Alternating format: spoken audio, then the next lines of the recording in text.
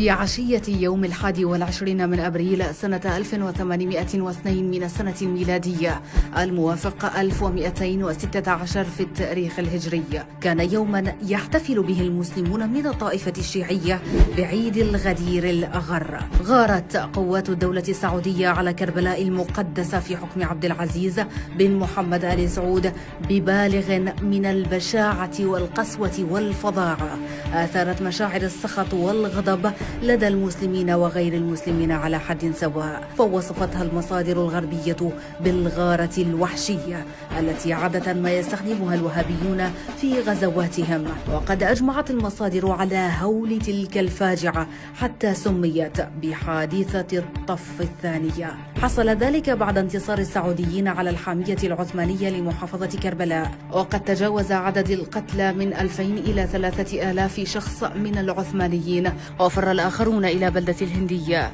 استولت الجموع الوهابية على مرقد الإمام الحسين عليه السلام، وهدموا قبة الضريح المقدسة، ونهبوا النفائس والمجوهرات الثمينة والسجاد الفاخر والمعلقات الثمينة والشمعدانات وقلع الأبواب المرصعة بالأحجار الكريمة. استمر الهجوم ل8 ساعات، شارك فيه 25,000 فارس وهابي اجتاحوا كربلاء بخيولهم، وتسببوا بإبادة مدنية لأهالي المدينة، ونقلوا ما نهبوا على أكثر من 4000 جمل، وتجاوز أعداد الشهداء من المدنيين الآلاف.